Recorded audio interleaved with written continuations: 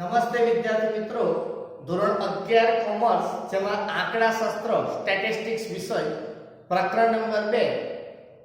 આ પ્રકરણમાં અત્યાર સુધી આપણે માહિતીના નિરૂપણમાં પ્રથમ ભાગ પૂર્ણ કર્યો. ટોટલ પ્રકરણને આપણે 3 ભાગમાં વહેંચી શકીએ. પ્રથમ ભાગ કે જેમાં માહિતીના જે બે પ્રકાર હતા એમાંથી પ્રથમ પ્રકારની માહિતી સંખ્યાત્મક માહિતી, એનું વર્ગીકરણ અને એનું નિરૂપણ કેવી રીતે કરી શકાય એ આપણે જોયું.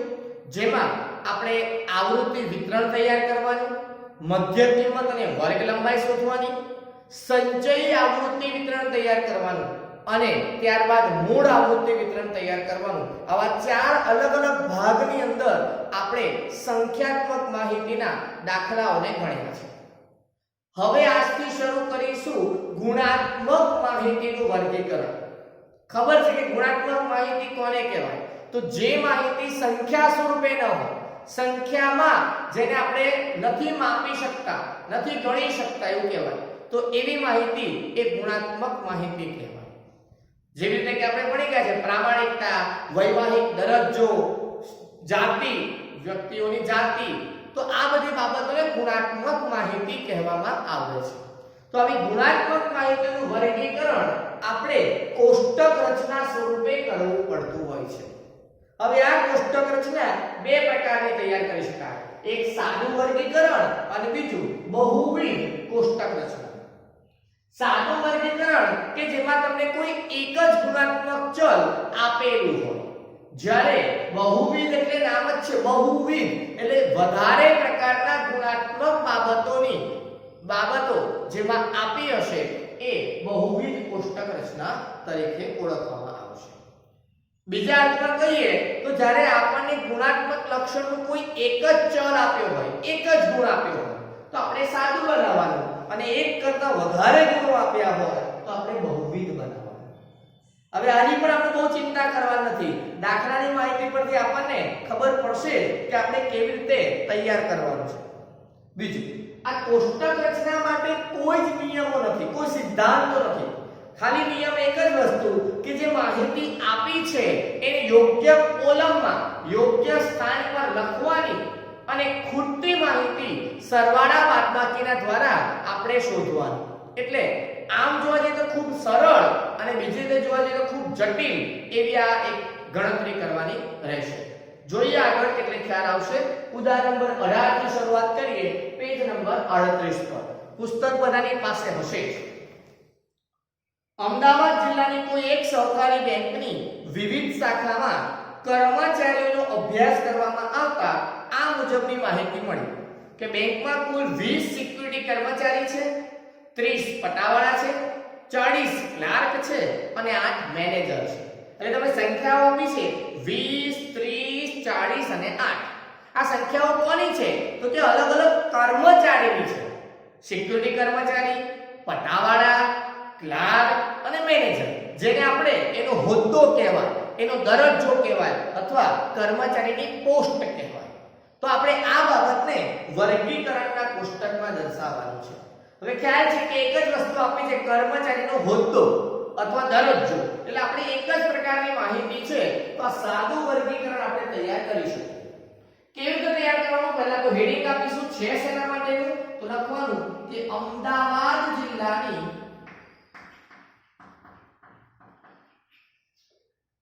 સહકારી બેંકની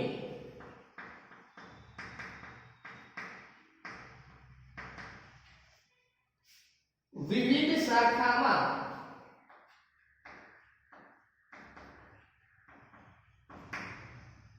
કર્મચારીનો દરજ્જો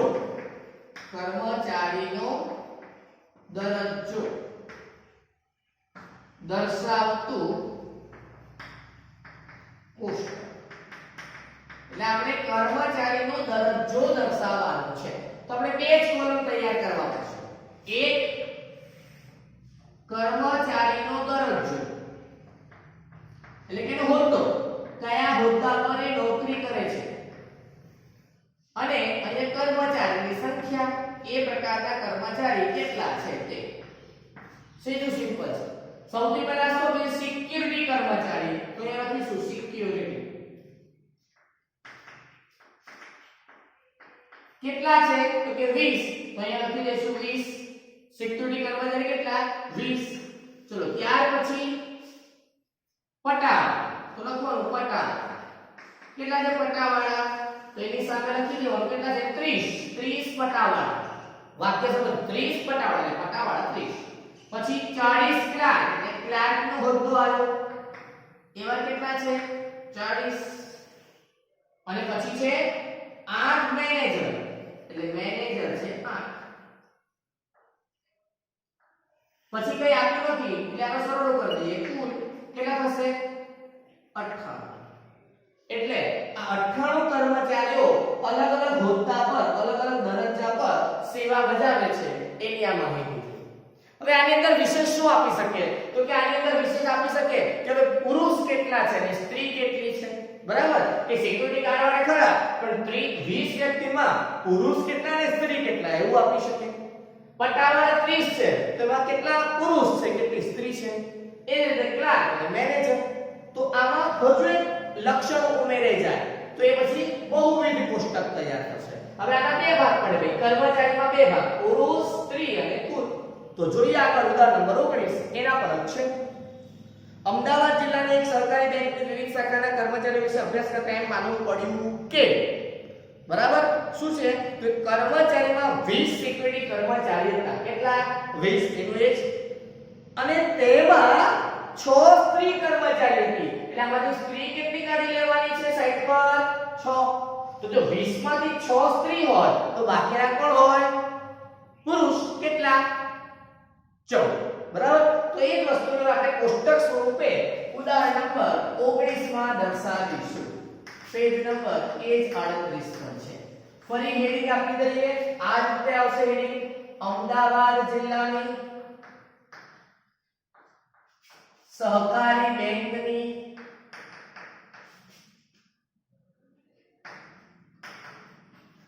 વિવિધ શાખામાં હવે ધ્યાન રાખજો કર્મચારીનો હોદ્દો એટલે કે દરજ્જો અને બીજું શું દર્શાવવાનું છે તો કે સ્ત્રી અને પુરુષ શું કહેવાય જાતિ દરજ્જો જાતિવાદ એટલે કે જાતિ પ્રમાણે દર્શાવતું કોષ્ટક એટલે આવું જ કોષ્ટક બનાવવાનું પણ હવે બે જાતિના ભાગ પાડીશું એટલે પહેલા કર્મચારીનો હોદ્દો એટલે કે દરજ્જો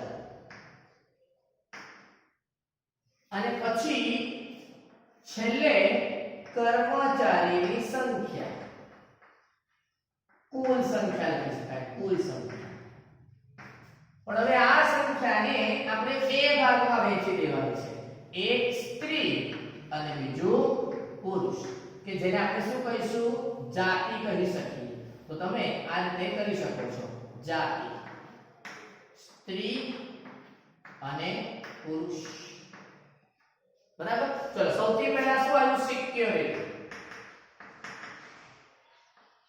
હવે ધ્યાનથી વાંચો કર્મચારીમાં 20 સિક્યુરિટી કર્મચારી એટલે સિક્યુરિટી કર્મચારી એટલે 20 બરાબર જેમાં 6 સ્ત્રી કર્મચારી હતી બસ બાકીનું પછી ભરીએ છે ખાલી આગળ 30 પટાવાળા એટલે પટાવાળા 30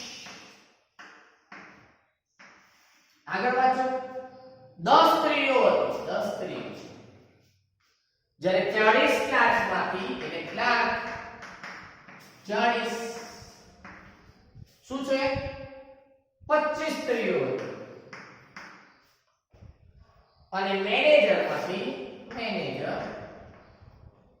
8 એમાં 3 સ્ત્રીઓ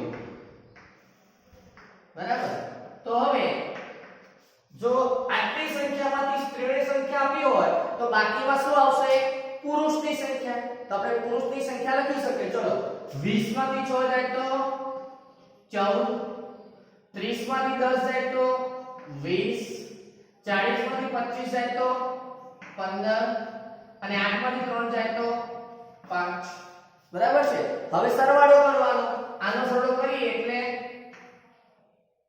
44 આવશે, 54 આવશે અને આનો સરવાળો 98 ખબર જ છે આપણને, આ 98 છે. પણ હવે આ 98 ને બે ભાગમાં બે જાતિમાં વિભાજિત કર્યા, સ્ત્રી અને પુરુષ. ક્લિયર? ચલો હવે આ જ પ્રમાણે ઉદાહરણ નંબર 20 જોઈએ. હવે આની અંદર બીજું શું આવે તો કે સ્ત્રી અને પુરુષ, એમાં પાછું આવું આવે કે પરણેલા કેટલા અને અપરિણિત કેટલા. બરાબર? લગ્ન જેના થયા હોય એવા કેટલા અને જેના લગ્ન નથી થયા એવા વ્યક્તિઓની સંખ્યા કેટલી, આવું પણ આવી શકે. બરાબર? તો હવે એને સમજીએ. તો જોઈએ ઉદાહરણ નંબર 20. બરાબર? હવે આ ઉદાહરણને સમજતા આપણે દાખલો પણ સાથે ગણવો જ પડશે. બરાબર? તો આપણે સાથે દાખલો પણ ગણતા જઈશું.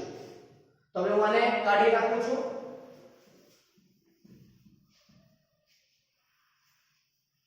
ખાસ ધ્યાન રાખજો, સમજવાનું મહત્વનું છે. આમાં કોઈ મેથડ ફિક્સ છે નહીં. ચલો ઉદાહરણ નંબર 20 પેજ નંબર 39 પર એક પ્રશ્ન છે કે અમદાવાદ જિલ્લાની સરકારી બેંકની, તો હેડિંગ અમદાવાદ જિલ્લાની સહકારી બેંકની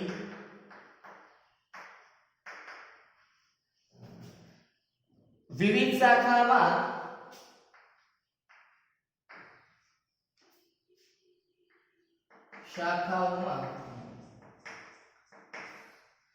કર્મચારીનો અભ્યાસ છે. હવે કર્મચારીનો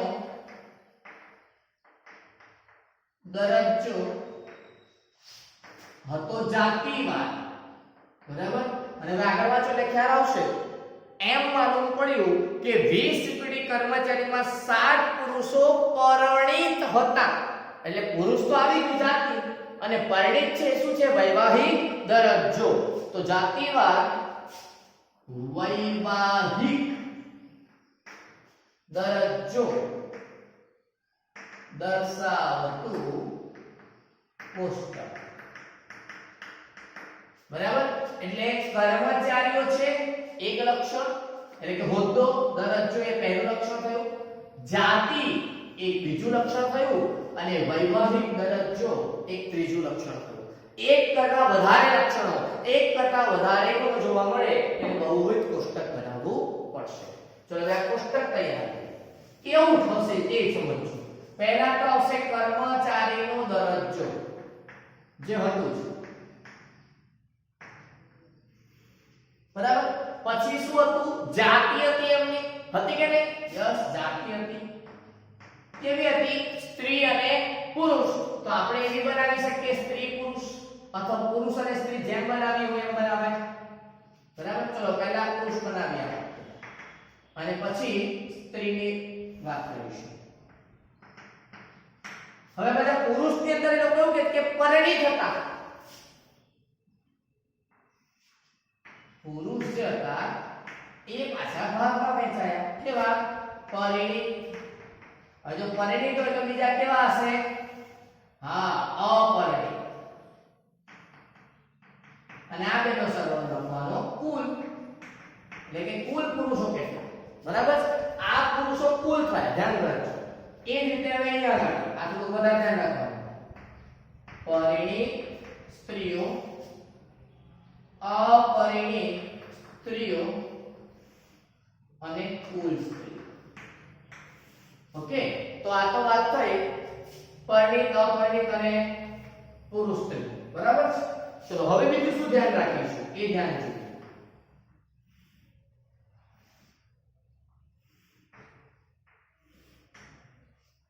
હવે બીજું ધ્યાન રાખવાનું કે હવે સરવાળાનો પણ સરવાળો કરવો પડશે.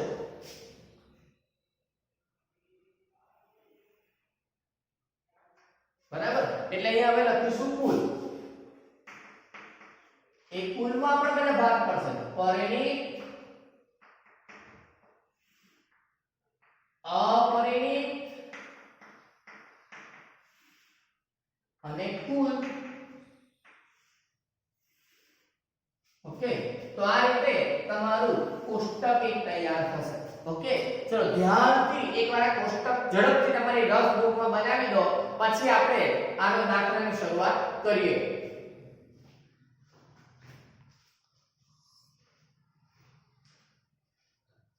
ચલો તૈયાર થઈ ગયું છે તો શરૂઆત કરીએ કર્મચારીનો હોદ્દો તો ખબર જ છે આપણને કયા કયા હતા સિક્યુરિટી વાંચતા લખી નાખો તો પણ ચાલે આ તો આપણને પહેલેથી ખબર છે તો સિક્યુરિટી પછી પટાવાળા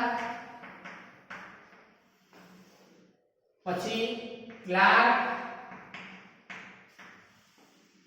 અને પછી મેનેજર તો આ ચાર હોદ્દાઓ એટલે કે ચાર દરજ્જા છે હવે ધ્યાન રાખતા રહેજો બરાબર છે પહેલા આપણને જે માહિતી આપી છે એ જ લખીએ છે જે હું વ્હાઈટ ચોક થી લખીશ અને પછી ખોટી માહિતી આપણે પિંક ચોક થી લખીશું બરાબર જોઈએ 20 સિક્યુરિટી કર્મચારીમાંથી સિક્યુરિટી કર્મચારી 20 એમાં પુરુષ સ્ત્રીની વાત નથી કરતા પુરુષની વાત નહીં સ્ત્રીની વાત નહીં કુલ કર્મચારીની વાત કરે છે કેટલા તો કે 20 કે જે પહેલેથી આપણે જોયા હતા એ 20 હતા એ જ 20 અહીં આવે બરાબર હવે આગળ 20 સિક્યુરિટી કર્મચારીમાંથી 7 પુરુષો પરિણીત હતા સિક્યુરિટીમાંથી પુરુષો 7 પરિણીત હતા એટલે સિક્યુરિટી પરિણીત પુરુષો કેટલા 7 ફરીથી વાક્ય વાંચો 20 સિક્યુરિટી કર્મચારીમાંથી 7 પુરુષો પરિણીત હતા પુરુષો ખરા પણ કેવા પરિણીત અને તેમાં 6 સ્ત્રીઓ પૈકી 6 સ્ત્રીઓ હવે સ્ત્રીઓ 6 કીધી એટલે પરિણીત આપણે વાત નથી કીધી એટલે કી સમજવાની કુલ બહુ ધ્યાન રાખવું પડશે હા 7 પુરુષો પરિણીત હતા એટલે પુરુષોમાં પરિણીતમાં લખ્યું અને તેમાં 6 સ્ત્રીઓ પૈકી 4 સ્ત્રીઓ પરિણીત હતી એટલે પરિણીત કેટલી હતી 4 બસ આ એ વાત સિક્યુરિટી વાળાની બરાબર હવે આગળ પટાવાળા તરીકે કાર્ય કરતા કુલ 20 પુરુષોમાંથી પટાવાળા તરીકે કાર્ય કરતા 20 પુરુષો હવે 20 પુરુષો એટલે પુરુષ તો આવે હવે ત્રણમાંથી કોઈ જગ્યાએ લખવાનું પણ ક્યાં પુરુષો કીધા છે પરિણીત અપરિણીત કીધા નહીં તો 20 ક્યાં લખીશું અહીં કુલ 20 પુરુષોમાંથી 12 પુરુષો પરણેલા હતા બોલો હવે ક્યાં લખીએ 20 પુરુષોમાંથી 12 પુરુષો પરિણીત હતા લખાય ને હા જ્યારે 10 સ્ત્રી પટાવાળા આગળ વાંચી લો અપરિણીત હતી 10 સ્ત્રી પટાવાળા અપરિણીત હતી એટલે આ 10 અહીંયા લખવાના અપરિણીતના કોલમમાં સ્ત્રીઓમાં 10 બરાબર આગળ 40 ક્લાર્ક કર્મચારીમાંથી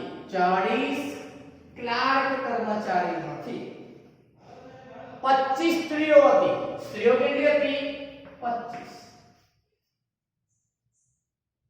અને તેમાંથી 12 સ્ત્રીઓ પરિણીત હતી આમાંથી 7 સ્ત્રીઓ પરિણીત હતી જ્યારે 7 પુરુષ ક્લાર્ક પરિણીત હતા અહીંયા આવશે કુલ 8 મેનેજરમાંથી એટલે 8 મેનેજરમાંથી 3 સ્ત્રીઓ હતી સ્ત્રીઓ કેટલી હતી 3 જે તમામ અપરિણીત હતી તમામ કેવી હતી અપરિણીત બરાબર છે જ્યારે 5 પરિણીત પુરુષ મેનેજર હતા 5 પરિણીત પુરુષ મેનેજર ઓકે ચલો હવે આ રીતની માહિતી આપણી પાસે છે હવે આને આપણે કોષ્ટક રચના પૂર્ણ કરવાની ચલો શું કરીશું કે સૌથી પહેલા સિક્યુરિટી વાળાને પકડીએ પહેલા આટલું ખબર પડવી જોઈએ કે કયો આંકડો કઈ જગ્યાએ કેવી રીતે લખ્યો ક્લિયર છે ને આટલું હા તો જ આગળ વધાશે ન હોય તો આપણે ફરી રિવાઇન્ડ કરીને જોતા રહેજો બરાબર છે કારણ કે હવે સીધે ડાયરેક્ટ કનેક્શન છે તો હવે ધ્યાન રાખીએ આ રીતની કોષ્ટક રચના થઈ જાય પછી હવે ખાલી જગ્યા પૂરવાની હું પિંક ચોકનો ઉપયોગ કરું છું ચલો કુલ કેટલા હતા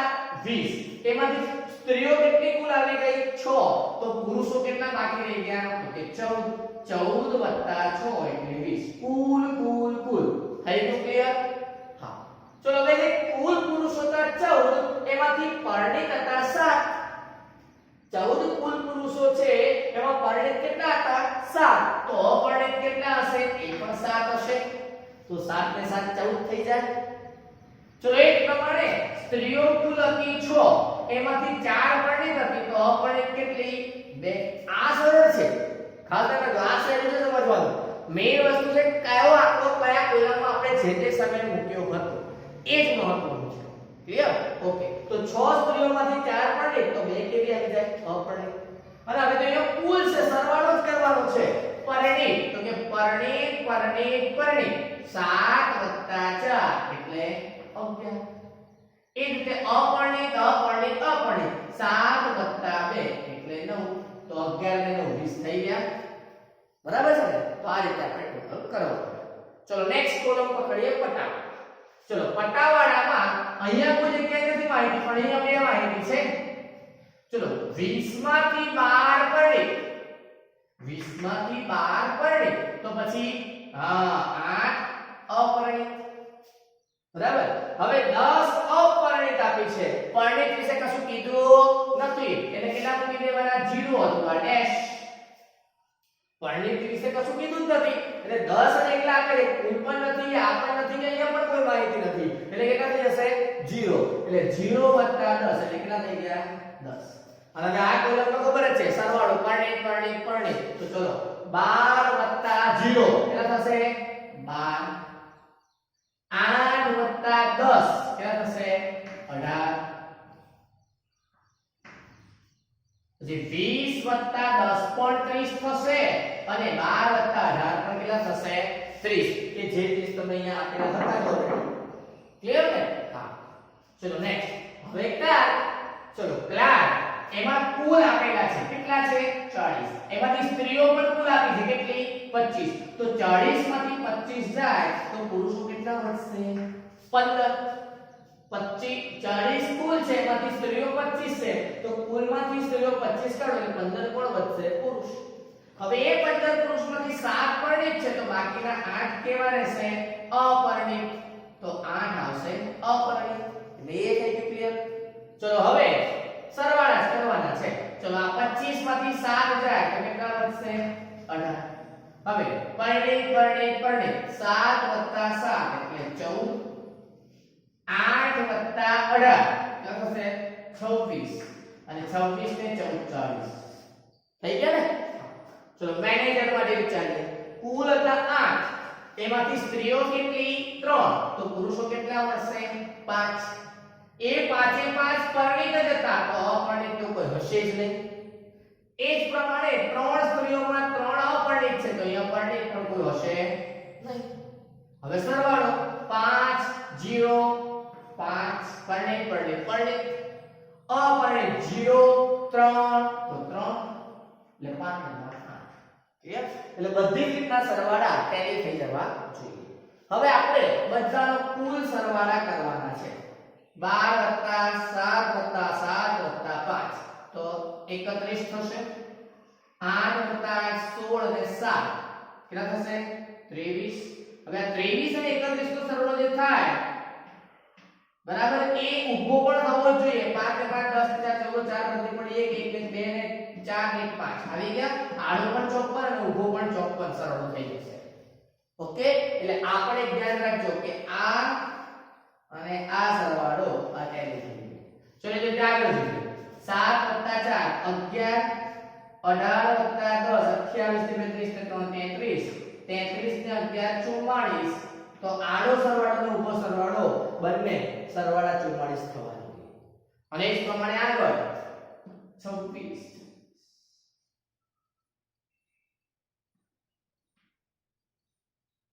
42 થાય છે. તો પરણિત પરણિત જો 31 ને 11 આ પરણિત પરણિત પરણિત જે બોલતા હતા ને, તો 31 ને 11 42 થશે. ચલો એ રીતે આગળ